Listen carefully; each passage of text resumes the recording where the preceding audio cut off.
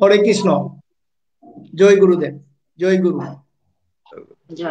আমি ইতালি প্রবাসী কৃষ্ণকান্ত সিংহ। আজকের এই শুভক্ষণে আমি আমার পরম পূজ্য গুরুদেবের চরণে প্রণাম নিবেদন করে শুরু করছি। আমরা বিগত কয়েকদিন আগে বিভিন্ন গ্রুপে এবং আমার ব্যক্তিগত ফেসবুক আইডিতে একটা পোস্ট দিয়েছিলাম। আমাদের আধ্যাত্মিক একটা বিষয়, দীক্ষা কি, মানব জীবনে দীক্ষার প্রয়োজনীয়তা। আমরা এই বিষয়ে আমাদের পরম পূজ্য গুরুদেব পণ্ডিত শ্রী চন্দ্রকান্ত সিংহ, প্রতিষ্ঠাতা গায়ত্রী কুঞ্জ, ত্রিপুরা, ভারত, ওনার শ্রীমুখ থেকে শ্রবণ করব। এবং আমাদের আজকের এই আলোচনায় বিশেষ অতিথি হিসাবে আছেন আমাদের শ্রদ্ধেয় গুরুবোন শ্রীমতী পদ্মা সিনহা, গায়ত্রী কুঞ্জ সাধনার মহাসচিব, গুয়াহাটি, ভারত। আমি আজকের মূল আলোচনা যাওয়ার আগে আমার মেয়ে কামনা সিনহা, তিনি প্রথমে গুরু বন্দনা করবেন, তারপরে গায়ত্রী মন্ত্র পাঠ করে পরবর্তীতে আমরা আমাদের গুরুদেবের শ্রীমুখে আজকের যে নির্ধারিত বিষয়, দীক্ষা কি, মানব জীবনে দীক্ষার প্রয়োজনীয়তা সম্পর্কে সবাই শ্রবণ করব। এখন কামনা সিনহা গুরু বন্দনা পাঠ করবেন। Om Mukunda Mandalakaram Vipto Yena Characharam Tatpadam Dashitam Yena Tasme Shri Gurave Namo. Om Jnana Timirandasya Gyananjana Shalakya Chakshuram Militam Yena Tasme Shri Gurave Namo. Guru Brahma Guru Vishnu Guru Deva Maheshwara Guru Deva Param Brahma Tasme Shri Gurave Namo.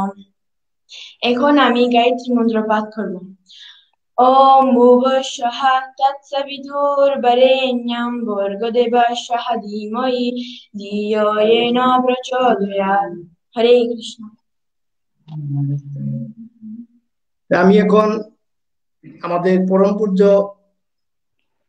গুরুদেব পণ্ডিত শ্রী চন্দ্রকান্ত সিংহের নিকট আমাদের আজকের নির্ধারিত বিষয় দীক্ষা কি এবং মানব জীবনে দীক্ষার প্রয়োজনীয়তা সম্পর্কে ওনার শ্রীমুখ থেকে আমরা সবাই শ্রবণ করব। প্রণাম গুরুজি। প্রণাম। প্রণাম গুরুদেব। এখানে লাইভ যাচ্ছে, কোনো সিগন্যাল পাচ্ছি না। আমার এখানে চলতেছে, আমার আইডি থেকে তো লাইভ হচ্ছে, সিগন্যাল দিতেছে আমার এখান থেকে। Very good.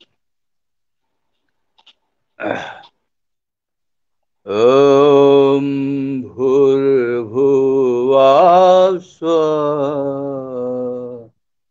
তৎসবিতুর্বরেণ্যং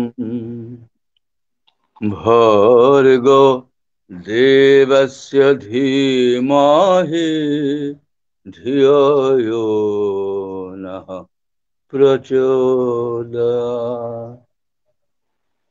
ওম ভূর্ভুবঃ স্বঃ তৎসবিতুর্বরেণ্যং ভর্গো দেবস্য ধীমহি ধিয়ো নঃ প্রচোদয়াৎ। মাতৃবৎ লালয়িত্রী চ পিতৃবৎ মার্গদর্শিকা নমোস্তু গুরু সত্তাयै শ্রদ্ধা প্রজ্ঞা युताचया यत् सत्येन जगत् सत्यं यद् प्रकाशेन भाति तद् यदानन्देन नन्दन्ति तस्मै श्री गुरवे नमः। गुरुर्ब्रह्मा गुरुर्विष्णुः गुरुरेव महेश्वर गुरुरेव परब्रह्म तस्मै श्री गुरवे नमः। ब्रह्मानन्दं परमसुखदं केवलं ज्ञानमूर्तिं द्वन्द्वातीतं गगनसदृशं तत्त्वमस्यादिलक्ष्यम् एकं नित्यं विमलमचलं सर्वधी साक्षि भूतं भावातीतं त्रिगुणरहितं सद्गुरुं तं नमामि। हरे कृष्ण। হরে কৃষ্ণ। আমার স্নেহের কৃষ্ণকান্ত আজকের এই প্রোগ্রামের সঞ্চালক তথা গায়ত্রীকুঞ্জের আন্তর্জাতিক সম্প্রচারক,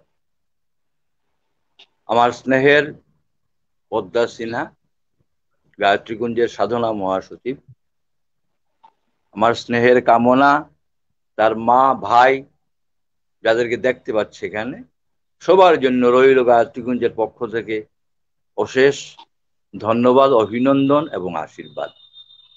আর যারা লাইভ প্রোগ্রামের মাধ্যমে দূর দূর থেকে দেশের বিদেশের আমার শিষ্য পরিজন শুভানুধ্যায়ী বন্ধু বান্ধব সবার প্রতি রইল আজকের এই শুভ দিনের অশেষ শুভকামনা এবং এই করোনা কাল অতিমারী সারা বিশ্বের এই এক মহাবিপাকে সবার জন্য শুভেচ্ছা এবং সুস্থ হওয়ার ভালো থাকার প্রার্থনা। আজকের যে আলোচ্য বিষয় মানব জীবনে দীক্ষার প্রয়োজনীয়তা এবং দীক্ষা, এই প্রশ্নটা স্মরণাতীত কাল থেকে অত্যন্ত গুরুত্বপূর্ণ ভূমিকা পালন করে এসছে। বিশেষ করে আজকের দিনে যেখানে সারা বিশ্বব্যাপী এটা অনাস্থা,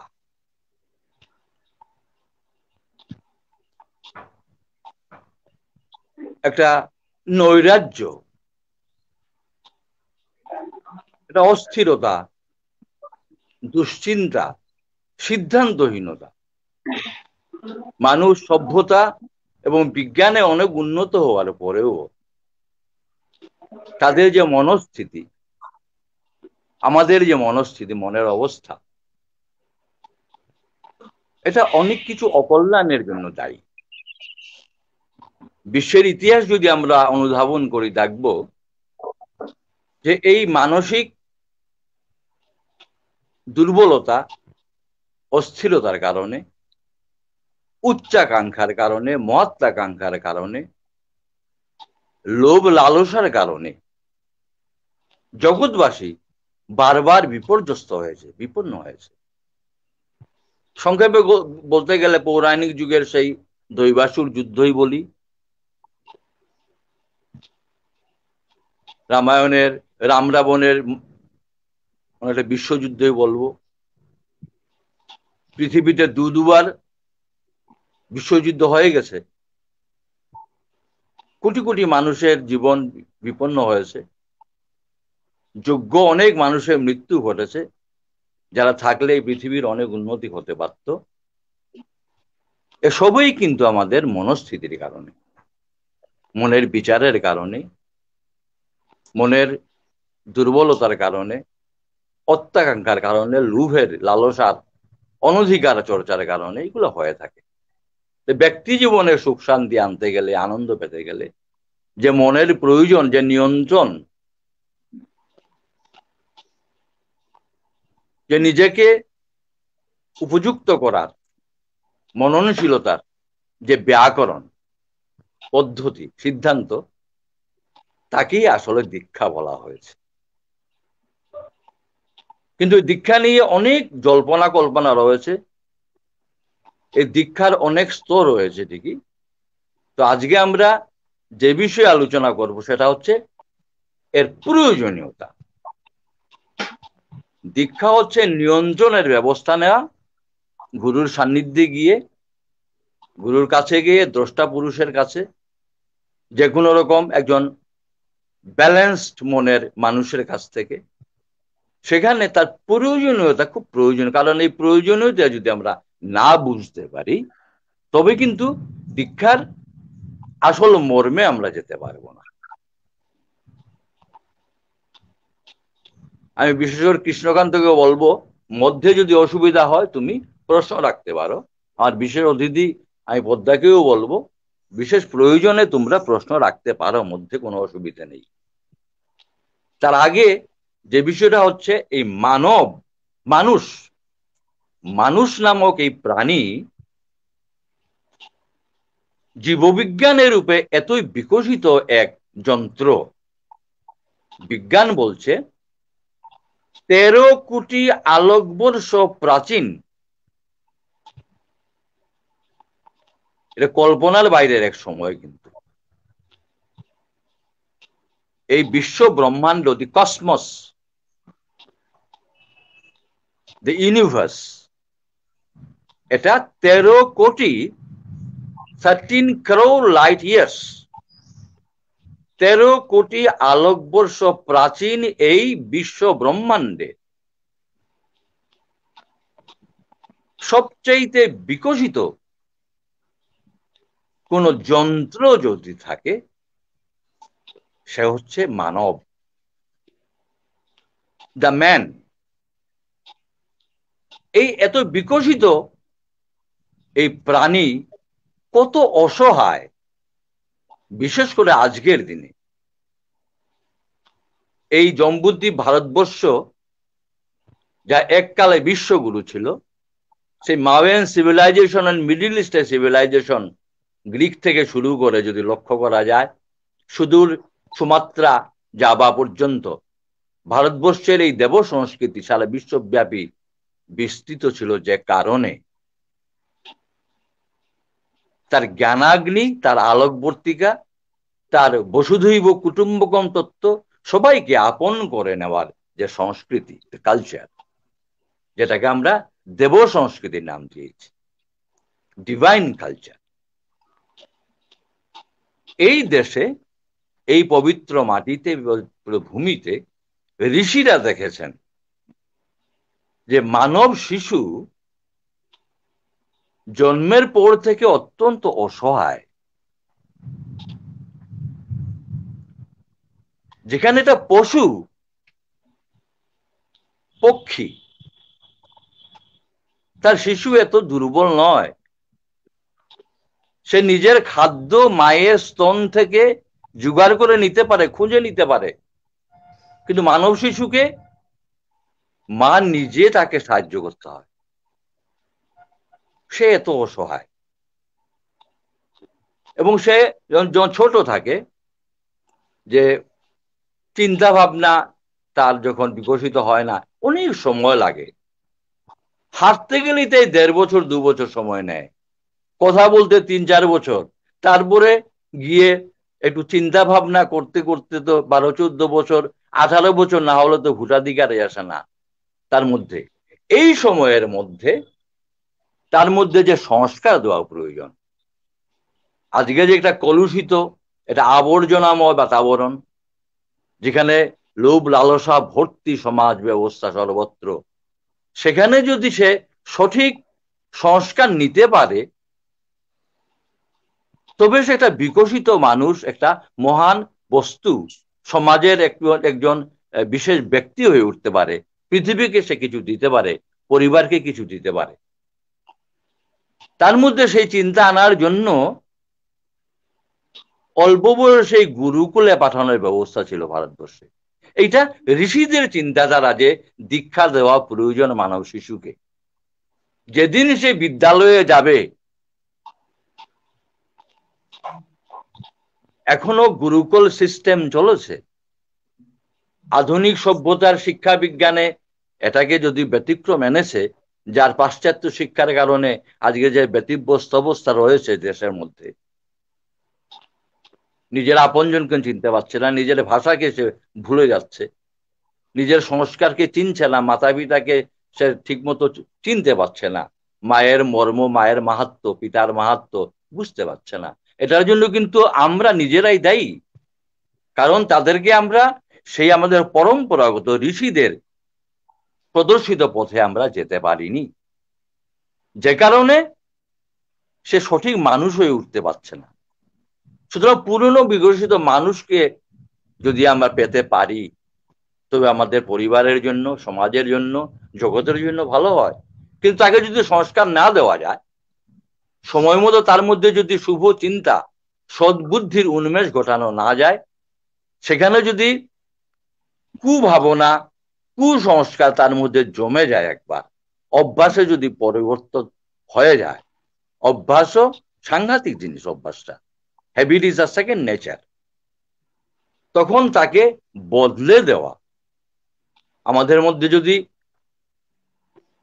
কুঅভ্যাস গড়ে ওঠে, কুচিন্তা বাসা বাঁধে, তবে বয়স হয়ে গেলে, একটু বড় হয়ে গেলে এটাকে সরানো খুব কষ্ট।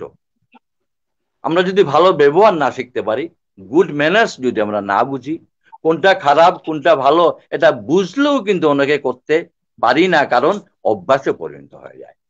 কিভাবে কথা বলতে হবে, কিভাবে ব্যবহার করতে হবে, অভিবাদন করতে হবে, কাকেও গ্রিট করতে হবে, কাকেও রিসিভ করতে হবে, এই যেমন রিসিপশনিস্ট থাকে যে হোটেলে, এইগুলো বর্তমানে ট্রেনিং পর্যন্ত দেওয়া হচ্ছে।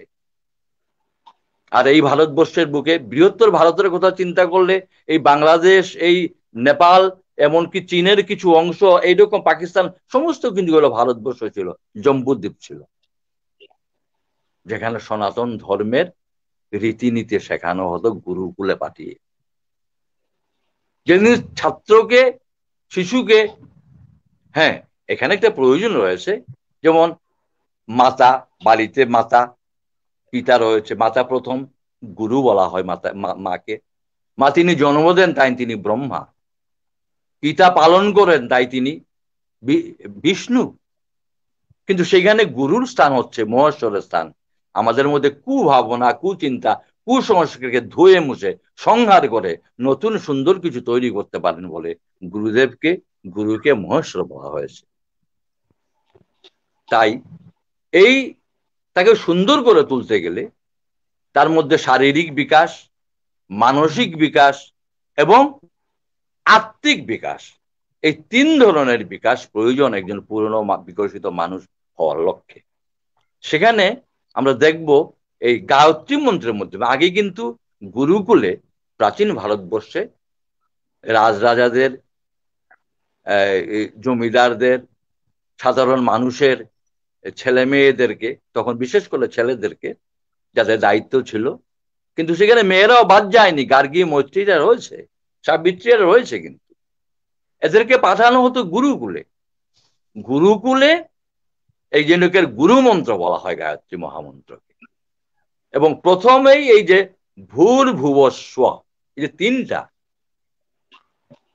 ওম ভূর্ভুবস্ব, এই যে পঞ্চাক্ষরী যেটা গায়ত্রী মন্ত্র বলা হয়, এই ভূর্ভুবস্ব, এই তিনের মধ্যেই কিন্তু একজন মানুষের সার্বিক বিকাশের তত্ত্ব রয়েছে। এই তিনটার কারণে কিন্তু তিন প্রকারের দীক্ষা হবে।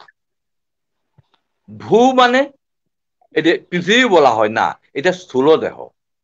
এই দেহের বিকাশের জন্য আমাদের যে পঞ্চকোষী, এই ইয়ে বলা হয় মানব দেহ, মানব দেহে পঞ্চকোষ রয়েছে। প্রথম কোষ হচ্ছে এই যে অন্নময় কোষ। শুধু অন্নময় কোষকে বিকশিত করার জন্য ভূ, এই ভূ শব্দের যে বিজ্ঞানটা, ভূ যে সাউন্ডটা করা হলো, ভূ, তারপরে ভূবহ, তারপরে সহ, তোমরা মন্ত্র পাওয়ার সময় কথাটা বুঝেছো যে ওম ভূর ভূবহ সহ, এই তিনটা, ভূ ভূব সহ। এই ভূ হচ্ছে এই মানব দেহ। কোষের দিকে চিন্তা করলে এটা প্রাণময় কোষ, অন্নময় কোষ। অন্নময় কোষকে ভূ বলা হচ্ছে। অর্থাৎ এই দেহের সুন্দর গুণ, দেহের জন্য কি প্রয়োজন, কি নিয়ম নীতি প্রয়োজন, এটা সাধনা করতে গেলে ভুয়ের প্রয়োজন। গুরু সান্নিধ্যে গেলে তিনি বুঝিয়ে দেবেন কি আহার করতে হবে, যুক্ত আহার বিহারস্য করতে হবে, তবেই দেহ সুন্দর থাকবে। তারপরেই এটাকে ঠিক করার জন্য প্রথমে যে মন্ত্র দীক্ষা দেওয়া হয়, এটা একজন গুরুদেবের সাধারণ স্তরের হলেও চলবে, চরিত্রবান, শুভ্র চরিত্র, সুন্দর মনের, সত্যনিষ্ঠ আচরণশীল। কারণ আজকাল এই দুর্দিনে সেই রকম গুরু খুঁজে পাওয়া কাছাকাছি সম্ভব হয় না। এমন কোনো প্রয়োজন নেই যে এখানে দীক্ষা নিতে হবে, যার যেমন বিশ্বাস তেমন ব্যক্তির কাছ থেকেও এই গায়ত্রী মন্ত্র নেওয়া যেতে পারে, বা অন্য কোনো মন্ত্র নেওয়া যেতে পারে। কিন্তু মহামন্ত্র যেহেতু শ্রেষ্ঠ মন্ত্র বলা হয়েছে, আর সমুদ্র হিমাচলে সারা প্রাচীন ভারতের যারা ইতিহাস আমরা লক্ষ্য যদি করি, গায়ত্রীকে বলা হয়েছে, গায়ত্রীকে মাতা বলা হয়েছে, যজ্ঞকে পিতা বলা হয়েছিল ভারতবর্ষে একবার। তো এই ভূ এর সাহায্যে শরীর নির্মাণ হয়। এটার জন্য প্রয়োজন প্রথমেই মন্ত্র দীক্ষা, যেটা কানে দেওয়া হয় বা শব্দের মাধ্যমে দেওয়া হয়। যেমন তোমাদের যে প্রথম যে দীক্ষাটা দেওয়া হলো শব্দের মাধ্যমে, এটাকে মন্ত্র দীক্ষা বলা হয়। তারপরে যে দীক্ষাটা হবে, এটার জন্য কিন্তু এই মন্ত্রেরও প্রয়োজন নেই, যেটাকে প্রাণ দীক্ষা বা অগ্নি দীক্ষা বলা হয়। এটা মধ্যমা পৈশন্তি বাক্যে হবে, কোনো অসুবিধা নেই। এটা আমাদের ভেতরের অর্থাৎ মনোময় কোষ এবং প্রাণময় কোষ, এই দুই কোষকে বিকশিত করে, আমাদের মনকে শুদ্ধ করে, আমাদের প্রাণকে, অন্তর্লীন মন বুদ্ধি অহংকারে যে প্রাণ চতুষ্টয় বলা হয়, তোমরা শুনে থাকবে আমাদের অন্তরে, এটাকে শুদ্ধ করবে এই অগ্নি দীক্ষা বা প্রাণ দীক্ষা। তো অগ্নি কি করে, অগ্নি মানে কি, অগ্নি সেখানকে এখানে নমিয়ে আনে, এটাকে সেদ্ধ করে। যেমন মাটিকে গলিয়ে সিদ্ধ করে লোহা তৈরি করা হয়, সোনাকেও সেরকম খনি থেকে এনে জ্বালিয়ে যেমন এটাকে যুক্ত করা হয়, দুধকে বয়েল করে যেমন তাকে দই বানানোর ব্যবস্থা করা হয়, এটাকে শুকিয়ে বিশুদ্ধ করে অগ্নির সাহায্যে তাকে বিশুদ্ধ করা হবে। এবং আমাদের অন্তর্লীন অন্তর্জগতের মধ্যে প্রাণময় কোষ এবং মনোময় কোষকে শুদ্ধ করে। তারপরে আসছে ব্রহ্ম দীক্ষা বলা হয় যাকে। এই ব্রহ্ম দীক্ষা পরাবাণীতে চলে। গুরু তখন প্রয়োজনে যোগ্য গুরুকে খোঁজা হতো আগে। সদ্গুরু হলে তো এই কোনো অসুবিধা নেই, মন্ত্র দীক্ষাও দিতে পারে, প্রাণ দীক্ষাও দিতে পারে, অর্থাৎ অগ্নি দীক্ষাও দিতে পারে এবং ব্রহ্ম দীক্ষাও দিতে পারেন। তেমন যদি ইউনিভার্সিটি হয় যেখান থেকে নার্সারি থেকে শুরু করে MA MSc মাস্টার্স ডিগ্রি, তারপর রিসার্চ PhD করা যেতে পারে, এমন ইউনিভার্সিটি আছে। নইলে সাধারণ প্রাইমারি স্কুলে ভর্তি হলে হাই স্কুলে যেতে হবে, কলেজে যেতে হবে প্রয়োজনে, ইউনিভার্সিটিতে যেতে হবে প্রয়োজনে। যিনি প্রাণ দীক্ষা দিতে পারবেন তেমন ইউনিভার্সিটি খোঁজা হবে, তেমন কলেজ খোলা হবে, অর্থাৎ তেমন আচার্যকে খোঁজা হবে। তারপরে ব্রহ্ম দীক্ষা। ব্রহ্ম দীক্ষা আত্মার দীক্ষা, আত্মা থেকে আত্মার দীক্ষা, যেখানে ভাষার প্রয়োজন নেই, সেখানে অধ্যাত্ম মানে এটা আত্মার বিজ্ঞানের মাধ্যমে দেওয়া হয়। আত্মা থেকে আত্মা, গুরু থেকে সোজা সেখানে তরঙ্গ হয়ে শিষ্যের মধ্যে প্রবেশ করবে আত্মশক্তি। কৃষ্ণকান্ত কিছু বোঝা যাচ্ছে তো? পরিষ্কার। আচ্ছা, শোনা যাচ্ছে? ঠিক আছে। তো এইভাবে মন্ত্র, যেমন প্রথম যে মন্ত্র দীক্ষা যেটা শোনা যায়, কানে শোনা যায়, নেওয়া হলো, কিন্তু পরবর্তী যে দীক্ষাগুলো, প্রাণ দীক্ষা বা অগ্নি দীক্ষা 2 নম্বর, 3 নম্বর ব্রহ্ম দীক্ষা বা আত্মার দীক্ষা, এই দুটো কিন্তু এই কানের বিষয় নয়। গুরু প্রাণ থেকে প্রাণের মধ্যে বিগলিত করে দেন, ঢেলে দেন তরঙ্গের মাধ্যমে, তখন প্রাণ তত্ত্ব এবং মন তত্ত্ব বিশুদ্ধ হয়ে যাবে। এখন চিন্তা করো, যে শরীরের কারণে, যেমন এই শরীর দিয়ে আমরা শিক্ষা লাভ করি। দুইটা জিনিস মানুষ আমরা ভুল করছি, বিদ্যা এবং শিক্ষা এই দুটোকে আমরা এক করে ফেলি। কিন্তু শাস্ত্র বলছে সা বিদ্যা, সেটা হচ্ছে বিদ্যা ইয়া বিমুক্ত, যা মুক্তির কারণ। শিক্ষা দিয়ে আমরা শরীরকে পালতে পারি। হ্যাঁ হ্যাঁ বলো, এমন কোন জিজ্ঞাসা আসছে? না না বুঝি এখনো আসে নাই। আচ্ছা, তো এই যে শিক্ষা আমরা লাভ করি তার মাধ্যমে আমরা এই শরীরকে পালন পোষণ করতে পারি। চাকরি করে, অর্জন করে, কোনো টেকনিক্যাল শিক্ষা নিয়ে এটা দিয়ে ইনকাম করে আমরা খেতে পারি। কিন্তু আত্মবিদ্যা, বিদ্যা না হলে কিন্তু ভেতরের যে মনের বোধ শক্তি, প্রজ্ঞা শক্তি, যেটা এটাকে বিকাশ করতে গেলে আমাদের মনের বিদ্যা প্রয়োজন, আত্মার বিদ্যা প্রয়োজন, যার মাধ্যমে আমরা এই মানব জীবনকে সার্থক করতে পারবো, সন্তুষ্টি আনতে পারবো। যদি মনের বিকাশ না ঘটে, শুধু যদি শিক্ষায় আমরা শিক্ষিত হই, আজকে বিজ্ঞানকে জগতের কল্যাণে খরচ না করে বিনাশের দিকে যে অগ্রসর হচ্ছে, মানুষের ধন অর্থ সৃষ্টির কাজে ব্যবহৃত না হয়ে অ্যাটম বোম তৈরির কাজে ব্যবহৃত হচ্ছে বেশি।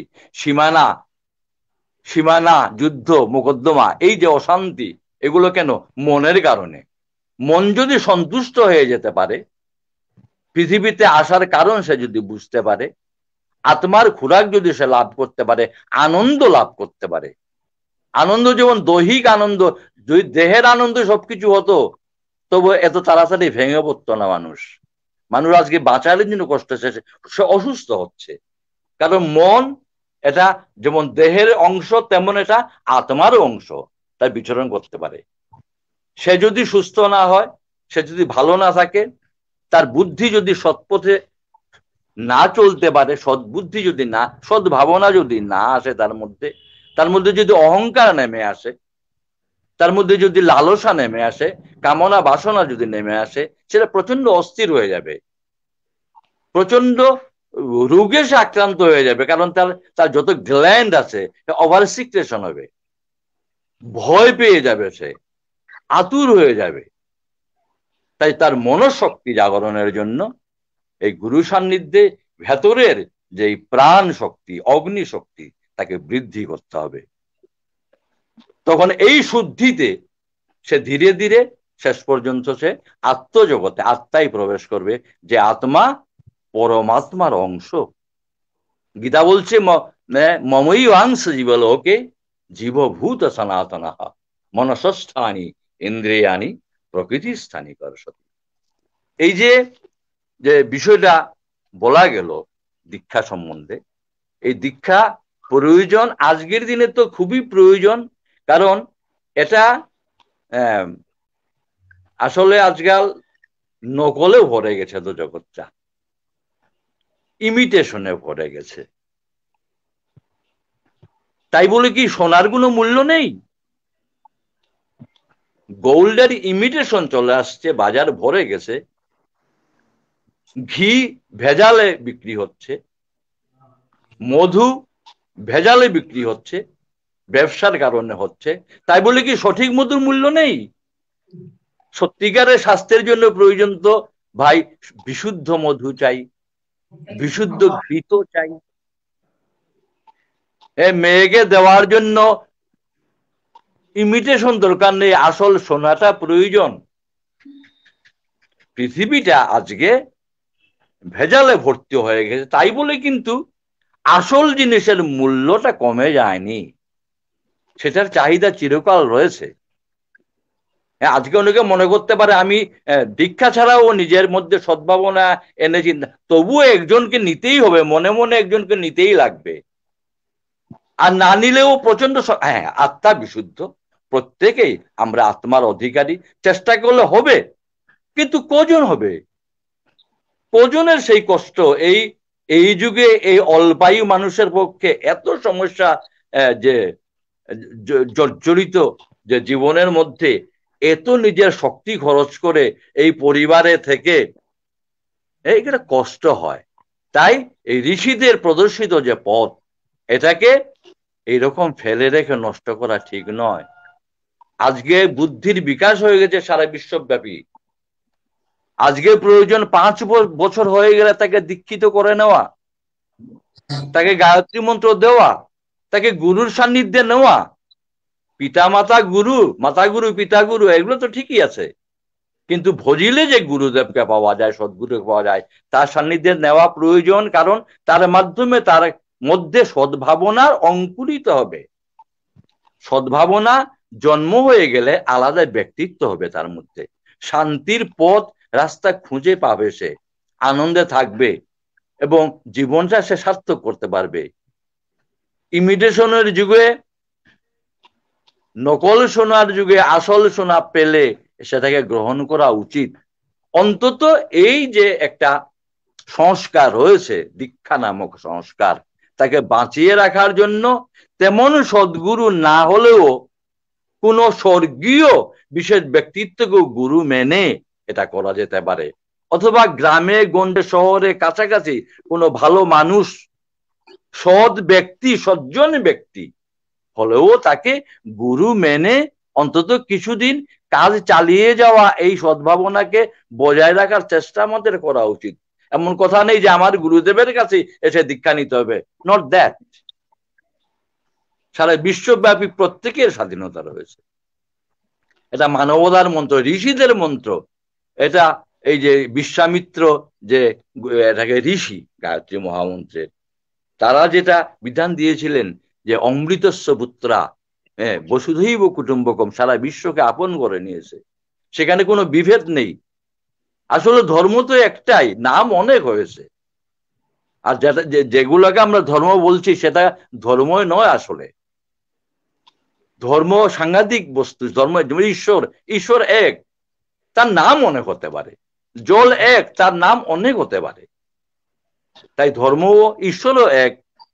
সুতরাং এই গুরু শিষ্য পরম্পরাটাকে এগিয়ে নিয়ে যাওয়ার প্রয়োজন আছে। আজকের দিনে এটা খুবই প্রয়োজন। এবং যারা শুনতে পাচ্ছেন দূর থেকে, এবং তোমরা যারা শুনতে পাচ্ছ আমার শিষ্য পরিজনেরা, তোমরা দেখবে জগতে এমন কোনো বিশেষ ব্যক্তি নেই সারা বিশ্বে, শুধু ভারতবর্ষ বলে নয়, যে কোনো গুরুদেবের সাহায্য ছাড়া, গুরুসত্তার সাহায্য ছাড়া জগতে কোনো ব্যক্তি প্রতিষ্ঠিত হতে পারেনি, বিশ্ববিখ্যাত কোনো ব্যক্তি হতে পারেননি। যেখানেই দেখবো আমরা, যদি আমরা সক্রেটিসকেও দেখি, অ্যারিস্টটলকেও দেখি, প্লেটোকেও দেখি, বিদেশে এরা এক একজনের শিষ্য, গুরু মেনেছে। বিশ্বামিত্র বশিষ্ঠকে না পেলে হতে পারতেন না। ভগবান শ্রীকৃষ্ণ ও সন্দীপন আর দুর্বাসাকে না পেলে হতে পারতেন না। শ্রীরাম প্রভু হতে পারতেন না যদি বশিষ্ঠ আর বিশ্বামিত্রকে না পেতেন। সুতরাং এখানে এরা চিন্তা করার বিষয় রয়েছে যে গুরু, এই জন্য তাকে এত সম্মান দেওয়া হয়েছে। যে কারণে গুরুর ব্রহ্মা, গুরুর বিষ্ণু বলা হয়েছে। কারণ গুরু হচ্ছেন ভগবানের সেই প্রক্রিয়া, যার আবিষ্কার, যেখানে কোনো সাধককে, কোনো শিষ্যকে সঠিক পথে নিয়ে যাওয়ার যে শক্তি। এই জন্য ঈশ্বর, ভগবানও গুরুকে ইন্টারফেয়ার করেন না, কারণ তিনি গুরুরূপে উদ্ধার করতে আসেন। কারো কারো মধ্যে এই সেই শক্তি তিনি দিয়ে দেন। কারণ ভগবানের ইচ্ছা ছাড়া কেউ গুরু হতে পারে না। যে কারণে সারা বিশ্বের ইতিহাস যদি আমরা দেখি, ভারতবর্ষের ইতিহাস যদি আমরা দেখি, এই গুরুদের, গুরু এক এবং অভিন্ন বলা হয় এই কারণে। আজকে সময়ও তো প্রায় হয়ে এলো।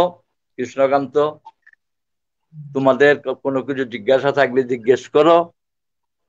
কামনা অপূর্ব গায়ত্রী পাঠ করেছে, সুযোগে তাকে গায়ত্রী পাঠ শেখানো হবে, সুরের সঙ্গে আরো ভালো হবে। সেটা আমার পদ্মার তো জানা রয়েছে, কোনো অসুবিধা নেই। ওম শান্তি, ওম শান্তি, ওম শান্তি। হরে কৃষ্ণ। এতক্ষণ আমাদের পরম পূজ্য গুরুদেব পণ্ডিত শ্রী চন্দ্রকান্ত সিংহের শ্রীমুখ থেকে দীক্ষা এবং মানব জীবনে দীক্ষার প্রয়োজনীয়তা সম্পর্কে অনেক কিছু শ্রবণ করলাম। আমরা কমেন্ট বক্সে দেখলাম, আমরা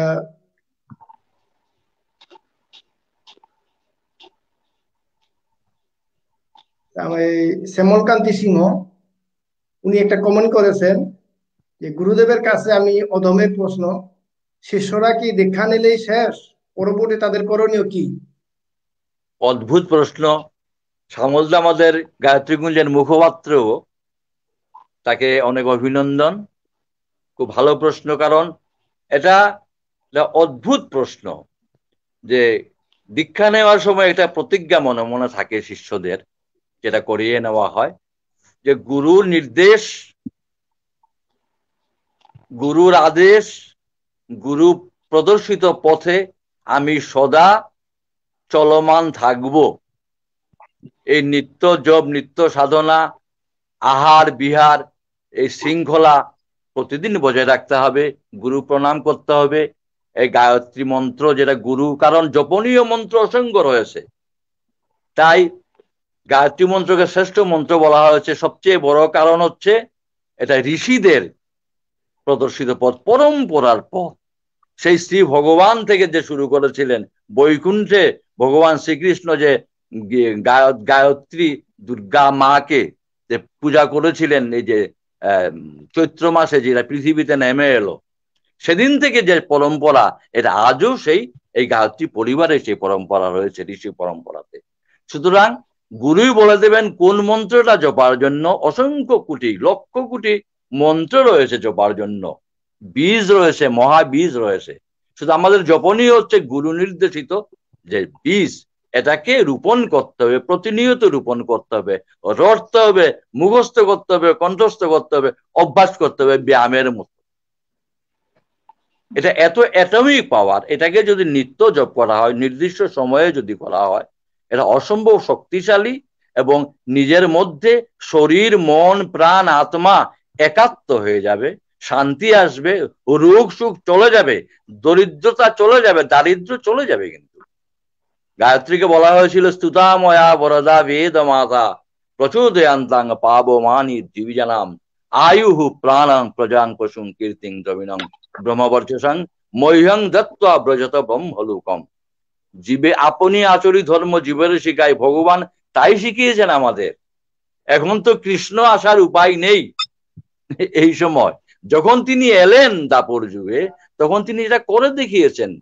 প্রথমেই সন্দীপন মুনির কাছে গিয়ে তিনি গায়ত্রী দীক্ষা নিলেন, আর প্রদ্যুম্নের জন্মের সময় বৃদ্ধির কারণে আরেকবার তিনি দুর্বাসা মুনির, বর্তমানে যেখানে গায়ত্রী তপভূমি রয়েছে মথুরাতে, দুর্বাসার তপস্থলী, সেখানে গিয়ে শ্রীকৃষ্ণ আবার রুক্মিণীর সঙ্গে একসঙ্গে গিয়ে তিনি সেখানে গায়ত্রী মন্ত্র নিয়ে বদরিকা দিয়ে 12 বর্ষ এই গায়ত্রী সাধনা করে প্রদ্যুম্নকে তিনি জন্ম এবং বৃদ্ধি করেছিলেন।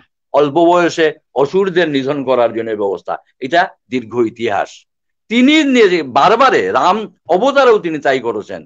তিনি বশিষ্ঠের কাছে প্রথম নিলেন, তারপরে তিনি বিশ্বামিত্রের কাছে রাম লক্ষ্মণ দুজন নিলেন এই গায়ত্রী মন্ত্র। অতি বলা এবং মহাবলা শক্তি লাভ করেন, যার মাধ্যমে তিনি রাবণকে বধ করেছিলেন। সুতরাং আমি শ্যামলকে বলবো, দীক্ষা নেওয়ার সঙ্গে তাদের সাংঘাতিক, এটাই গুরুর কর্ম, জপা, সাধনা করা, নিজেকে শক্তিশালী করা এবং যুক্তাহার বিহারের আহার বিহার নিয়ম নীতি মেনে চলা, শরীরের যত্ন নেওয়া, মনের যত্ন নেওয়া এবং আত্মার যত্ন নেওয়া, যাতে আগামী দিনে অটোমেটিক স্বচ্ছন্দ ভাবে, অনাবিল ভাবে অগ্নি দীক্ষা, প্রাণ দীক্ষা, অগ্নি অথবা প্রাণ দীক্ষা কিংবা এই জন্যই ব্রহ্ম দীক্ষা লাভ করা যায়, আত্মা থেকে আত্মার দীক্ষা তোমাদের হয়ে যায়। কারণ অনেক ভাগ্যে গায়ত্রী মহামন্ত্র পাওয়া যায়, যে কেউ গায়ত্রী মহামন্ত্র পেতে পারে না। আজকে আমাদের সৌভাগ্যের ব্যাপার, আমার অনেক শিষ্য রয়েছে, গায়ত্রী পরিবার অনেক শিষ্য রয়েছে, কি আছে অন্য ভাষাভাষীর মধ্যে রয়েছে, তার মধ্যে বিষ্ণুপ্রিয়াতেও যে হাজার হাজার শিষ্য হয়ে যাচ্ছে, এটা ভাব দীক্ষা নিয়েও অনেক কিছু হয়ে যাচ্ছে। ভাবনাই আসল। তাকে গুরুদেব মনে মেনে নিলাম, তাকে শ্রদ্ধা করলাম, এটা জপলাম, তাতেও অনেক কিছু হয়ে যাবে। প্রাইভেট দিলে কি পরীক্ষা হয় না? পড়াশোনা করলে ভর্তি হলে সহজ, পরীক্ষা দিয়ে পাশ করা যায়, কিন্তু প্রাইভেটে দিয়েও পাশ করা যায় কিন্তু। সুতরাং শ্যামল চিন্তার কোনো কারণ নেই, তুমি নিত্য জপটা চালিয়ে যাও, কল্যাণ করুক। হরে কৃষ্ণ। আমাদের গুরু ভাই শ্যামলকান্তি সিংহ ওনার প্রশ্নের উত্তর আমাদের পরমারাধ্য গুরুদেব শ্রীমুখেতে শ্রবণ করলেন। আমাদের এখন পর্যন্ত আমাদের কোনো কমেন্ট নাই। আমাদের প্রথম প্রোগ্রাম, আমরা পরবর্তীতে যদি গুরুদেবের আজ্ঞা থাকে তাহলে আমরা প্রত্যেক রবিবারে আমরা খুব সুন্দর, এই সময়টা একটু পরিবর্তন করতে, হয়তো সামনে আসতে পারবা পরিবর্তন করতে পারি, কিন্তু আমরা প্রতি রবিবারে আমরা গুরুজির শ্রীমুখ থেকে বিভিন্ন বিষয়ে আমরা লাইভে আসবো। খুব সুন্দর। বিশেষ করে আমি আমাদের যে আন্তর্জাতিক সম্প্রচারক কৃষ্ণকান্ত সিংহ, আমার অত্যন্ত স্নেহের, এবং তার পরিবার, তাদেরকে আমি অসংখ্য ধন্যবাদ, আমার পদ্মাকেও অভিনন্দন জানাচ্ছি। কারণ বিশেষ করে এই আন্তর্জাতিক সম্প্রচারক আমাদের দৃশ্যপটে আসার পরেই আজকে এই আন্তর্জাতিক মানের এই লাইভ প্রোগ্রামটা হলো। আগে ছোটখাটো স্থানীয়ভাবে হয়েছে, কিন্তু আজকে যেভাবে হয়েছে, এতে আমি তোমাদের সবাইকে গায়ত্রীকুঞ্জের পক্ষ থেকে, তোমরা তো স্বয়ং গায়ত্রীকুঞ্জের অধিকার, তোমাদের সমস্ত কিছু, তবু আমি আমি আন্তরিক অভিনন্দন জ্ঞাপন করছি, ধন্যবাদ জানাচ্ছি। এটাকে চালিয়ে যাও, এটাই গুরুর কর্ম। গুরুর কর্ম করলে কেউ পরাজিত হয়নি জীবনে, এটা ইতিহাস বলবে, ইতিহাসে থাকবে। আজকে গায়ত্রীকুঞ্জের জন্য একটা ইতিহাস রচিত হলো। এটা প্রতি রবিবার এই সময়ে যদি বিভিন্ন রকমের প্রশ্ন জিজ্ঞাসা ইত্যাদি নিয়ে হয়, আজকে যেমন দীক্ষা হলো, আরেকদিন বিশেষ সাধনা করতে কিরকম হবে, বা গীতাতে কি রয়েছে ইত্যাদি প্রশ্ন আসতে পারে, বিশেষ বিশেষ জিজ্ঞাসাও আসতে পারে কমেন্টের মাধ্যমে। এগুলাকে আমাদের সঞ্চালক আন্তর্জাতিক সম্প্রচারক কৃষ্ণকান্ত সিংহ এবং সঙ্গে আমাদের যে বিশেষ অতিথি রয়েছে পদ্মা, তারা এটাকে সুন্দর ভাবে পরিচালিত করবে, এটা আমি আশা করছি। অনেক অনেক ধন্যবাদ সবাইকে।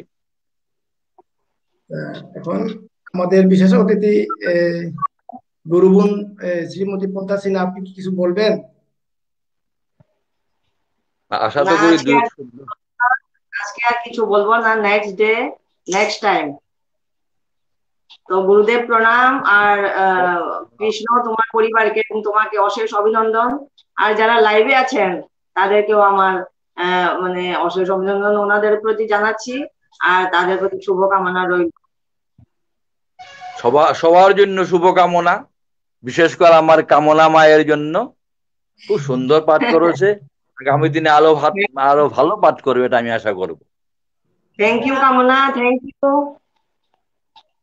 Thank you. ওয়ান্ডারফুল, অ্যাকচুয়ালি সম্মানিত দর্শকবৃন্দ, আমরা আমাদের গায়ত্রীকুঞ্জের ব্যবস্থাপনায় আমাদের প্রথম আজকের সরাসরি লাইভ সম্প্রচার করা হলো। সঞ্চালনায় আমি ছিলাম সরাসরি ইতালি থেকে। আমরা আপনার সবাই শ্রবণ করলেন, গুরুজি শ্রীমুখ থেকে আমরা শুনতে পারলাম, উনি আজ্ঞা প্রদান করেছেন আমরা প্রতি রবিবারে, সময়টা একটু পরিবর্তন হতে পারে, হয়তো সামনে আসতে পারবে, পিছনে যেতে পারে, আমরা প্রতি রবিবারে আমরা গুরুজির শ্রীমুখ থেকে বিভিন্ন ধরনের আধ্যাত্মিক প্রশ্ন, গীতার প্রশ্ন আমরা শ্রবণ করব। আজকে এই পর্যন্ত। গুরুজি চরণে প্রণাম নিবেদন করে আমি সমাপ্তি অনুমতি চাচ্ছি, আজ্ঞা। ওম ভূর্ভুবস্বঃ তৎসবিতুর্বরেণ্যং ভর্গো দেবস্য ধীমহি ধিয়া यो न प्रचोदयात्। ओम शान्तिः अन्तरिक्षं शान्तिः पृथिवी शान्तिरापः शान्तिरोषधयः शान्तिर्वनस्पतयः शान्तिर्विश्वे देवाः शान्ति ब्रह्म शान्ति सर्वं शान्ति शान्तिरेव शान्तिः सामा शान्तिरेधि। ओम शान्तिः शान्तिः शान्तिः सर्वारिष्टा শান্তির্ভবতু। অখণ্ড দ্বীপ দেখা যাচ্ছে পেছন থেকে। ধন্যবাদ সবাইকে, ধন্যবাদ গুরুদেব। ভালো থাকবো সবাই। প্রণাম প্রণাম প্রণাম প্রণাম গুরুজি, প্রণাম। কল্যাণ হোক তোমাদের, কল্যাণ। আমরা সমাপ্তি ঘোষণা করলাম। হ্যাঁ।